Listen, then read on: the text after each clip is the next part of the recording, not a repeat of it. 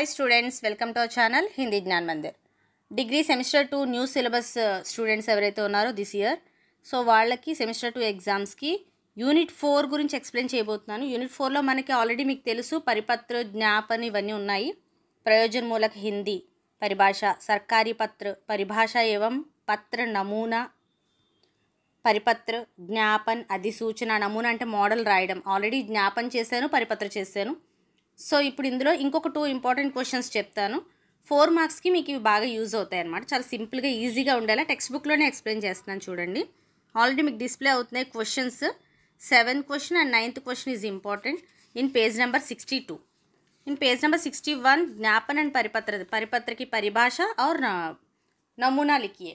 పరిభాష అంటే పరిపత్ర అంటే ఏంటో రాసి మోడల్ రాయాలి చెప్పాను. అలాగే జ్ఞాపన్ అంటే ఏంటో రాసి పరిభాష రాసి, పరిభాష అంటే మీనింగ్ రాసి, అలాగే నమూనా మోడల్ రాయాలి. ఆ రెండు ఆల్రెడీ ఎక్స్ప్లెయిన్ చేయడం జరిగింది. So now coming to the page number 62 question. 7th question, कार्यालयीन पत्राचार की विशेषताएं बताइए. कार्यालयीन पत्राचार. సో కార్యాలయ అంటే ఆఫీస్ కదా. సో ఈ ఆఫీస్కి సంబంధించినటువంటి లెటర్స్ దాని గురించి రాయండి, ఎన్ని రకాలు, ఇవి అడుగుతున్నారనమాట. సో దాని ఆన్సర్ ఏంటనేది ఇప్పుడు చూద్దాం. కార్యాలయీన్ పత్రాచార్కి విశేషతాయం in page number 54. Okay, page number 54లో యాక్చువల్లీ 53లో ఉంది ఇది. కొంచెం నేను చాలా షార్ట్ కట్ చేశాను, ఎందుకంటే 4 మార్క్స్కి మనం ఒక సైడ్ రాస్తే సరిపోతుంది. హాఫ్ వచ్చినా ప్రాబ్లం ఏం లేదు, ఈజీగా 3 మార్క్స్ అనేవి వేసేలా మీకు నేను ఇప్పుడు ఆన్సర్ చెప్తాను చూడండి. సి పేజ్ నెంబర్ 54 కార్యాలయీన్ పత్రాచార్కి విశేషత ఏం. ఫస్ట్ సైడ్ హెడ్డింగ్ మనం బ్లాక్ పెన్తో పెట్టుకోవాల్సి ఉంటుంది. తర్వాత కమింగ్ టు ద సెకండ్ లైన్లో చూడండి, మీకు అక్కడ పెన్సిల్ మార్క్ కనిపిస్తుంది డిస్ప్లేలో. పత్ర లేఖన్ కే లియే కుछ महत्वपूर्ण विशेषताओं की ओर ध्यान देना आवश्यक हो जाता है. సో పత్ర లేఖన్ కోసం, ఈ లెటర్ రైటింగ్ వైపు కుछ महत्वपूर्ण విశేషతాओं అంటే కొన్ని స్పెషాలిటీస్, మహత్వపూర్ణ అంటే ఒక గ్రేట్ అనమాట, ఇంపార్టెంట్ అని. వాటి వైపు, ఓర్ అంటే సైడ్, ధ్యాన్ అంటే కాన్సన్ట్రేట్ చేయాలి, ధ్యాన్ దేనా ఆవశ్యక అంటే కాన్సన్ట్రేట్ చేయడం అవసరం. ముఖ్యతః మెయిన్లీ కార్యాలయీన్ పత్రాచార్కి 6 విశేషతాయే మాని గయి హే. 6 స్పెషాలిటీస్ అనేవి ఉన్నాయి. ఓకే, ఈ అఫీషియల్ లెటర్స్కి అంటే ఆఫీస్ సైడ్ యూస్ చేసేటటువంటి లెటర్స్ ఇవి. అది స్టేట్ గవర్నమెంట్ అవ్వచ్చు, సెంట్రల్ గవర్నమెంట్ అవ్వచ్చు అనమాట. ఈ state government, central government related offices ఏవైతే ఉంటాయో వాటిలో ఉపయోగించే లెటర్స్నే మనం కార్యాలయీన్ పత్ర అంటామన్నమాట. Okay, clear no? సో ఈ 3 లైన్స్ రాయండి. ఆఫ్టర్ దట్ ఏంటవి, ఎన్ని టైప్స్, 6 కనిపిస్తున్నాయి కదా, అన్నాం కదా 6. ఫస్ట్ సరళత. ఏంటి ఆ స్పెషాలిటీస్ అంటే ఆ లెటర్కి ఉండాల్సిన స్పెషాలిటీస్ ఏంటి. సరళత అంటే ఈజీగా ఉండాలి. సంక్షిప్తత అంటే క్లుప్తంగా, తక్కువ, చిన్నగా, అర్థమయ్యేలా ఉండాలి. స్పష్టత క్లియర్గా ఉండాలి. శిష్టత అంటే అదొక రెస్పెక్ట్ఫుల్గా, గౌరవంగా ఉండాలి, గౌరవపూర్వకంగా. ప్రభావోత్పాదకత అంటే ఎఫెక్టివ్గా ఉండాలి.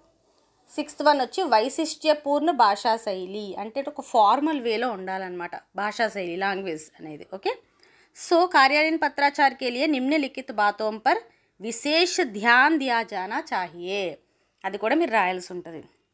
కార్యాలయీన్ పత్రాచార్ కే లియే నిమ్నలిఖిత్ అంటే కింద రాసినటువంటి బాతోం పర్ విషయాల మీద విశేష ధ్యాన్ స్పెషల్గా కాన్సన్ట్రేట్ చేయాల్సి ఉంది అని అర్థం. అయితే ఫస్ట్ వన్ ఏంటి, విషయ్ అంటే subject. This is most important అనమాట. సో ఆ ఫస్ట్ లైన్ వదిలేయండి, కింద లైన్ నేను అండర్లైన్ చేశాను చూడండి, కనిపిస్తుంది కదా.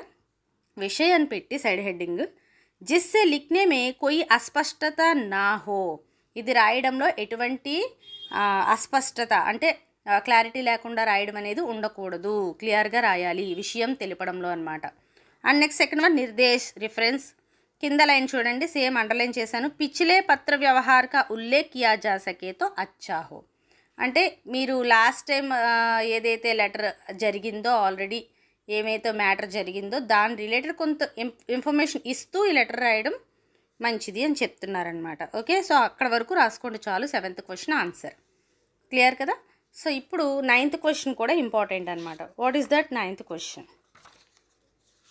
सी in page number 62 9th question, पत्रों के प्रकार और पत्र लेखन का महत्व बताइए. సో పత్ర లెటర్స్ ఎనీ టైప్స్. సో పత్రలేఖన్కి ఇంపార్టెన్స్ ఏంటనేది చెప్పండి. इन पेज नंबर 50 आंसर చూడండి पेज नंबर 50 यस सो पत्रों के प्रकार और पत्र लेखन का महत्व साइड हेडिंग పెడతాం कितने प्रकार है पत्र मुख्यतः 5 प्रकार के होते हैं अंडरलाइन చేసాను చూసారు కదా 5 टाइप्स फर्स्ट वन व्यक्तिगत या निजी पत्र मीन्स पर्सनल लेटर्स మన ఫ్రెండ్స్ కి ఫ్యామిలీ మెంబర్స్ కి రాసుకునేవి అండ్ సెకండ్ వన్ సామాజిక పత్ర मतलब सोसाइटी रिलेटेड రాసుకునేవన్నమాట అండ్ వ్యవసాయిక్ బిజినెస్ రిలేటెడ్ ప్రశాసకీయ అండ్ కార్యాలయీన్ పత్ర ఓకే ఇప్పుడు కార్యాలయీన్ పత్ర చెప్పాను కదా అది సో వీటిని ఎక్స్ప్లెయిన్ చేస్తాం ఇప్పుడు ఆ 5 సైడ్ హెడ్డింగ్ పెడతాం సింపుల్గా ఎక్స్ప్లెయిన్ చేసేస్తాం సో చూడండి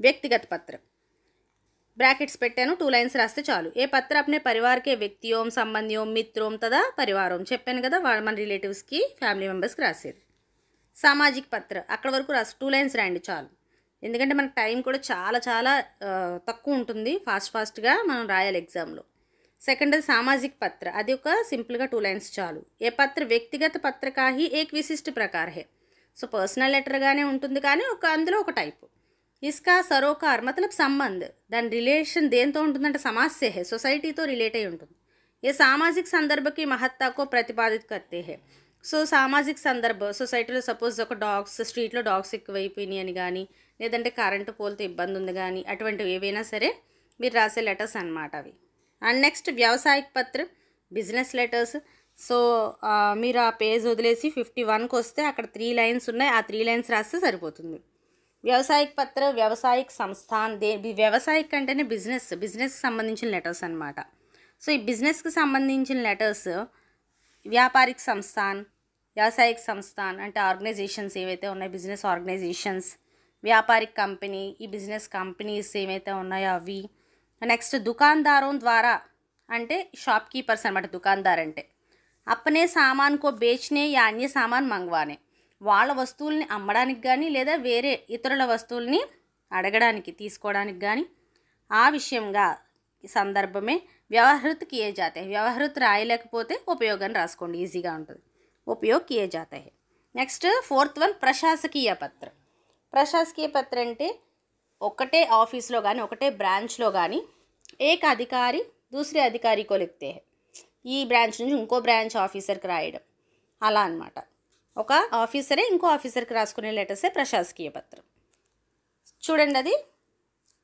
3 लाइन्स ये पत्र एक अधिकारी द्वारा अन्य अधिकारी को प्रेषित किया जाता है प्रेषित అంటే సెండ్ పంపించబడతాయి इसकी భాష ఎలా ఉండాలంటే లాంగ్వేజ్ సుస్పష్ట క్లియర్గా ఉండాలి సమయం కంట్రోల్గా చాలా జాగ్రత్తగా ఆలోచించి రాసిందే ఉండాలి और औपचारिक होती है అంటే చాలా ఫార్మల్ వేలో ఉండాలి इनका स्वरूप अन्य सामान्य पत्रों से भिन्न होता है అది ఎలా ఉంటుంది అంటే నార్మల్ రిమైనింగ్ లెటర్స్ ఉన్నాయి చూస్తారా అలా ఉండదు కొంచెం డిఫరెంట్గా ఉంటుందన్నమాట అక్కడ వరకు రాయండి చాలు అండ్ నెక్స్ట్ కార్యాలయీన్ పత్ర ఇప్పుడు ఆల్రెడీ మనం చెప్పుకున్నాం మళ్ళీ చూడండి ఆ పారాగ్రాఫ్ అంతా రాసుకోవచ్చు ఈజీగా మీకు లేదంటే స్కిప్ చేసుకోవచ్చు इन पत्रों की प्रकृति उपरोक्त सभी पत्रों से भिन्न पाई जाती है లేదా इन पत्र सभी पत्रों से भिन्न होती है అని కూడా రాసుకోవచ్చు कार्यालयीन पत्र केंद्रीय सरकार अथवा राज्य सरकार చెప్పాను కదా స్టేట్ గవర్నమెంట్ और सेंट्रल गवर्नमेंट विभिन्न कार्यालयों में डिफरेंट ब्रांचेसలో ఆఫీసెస్లో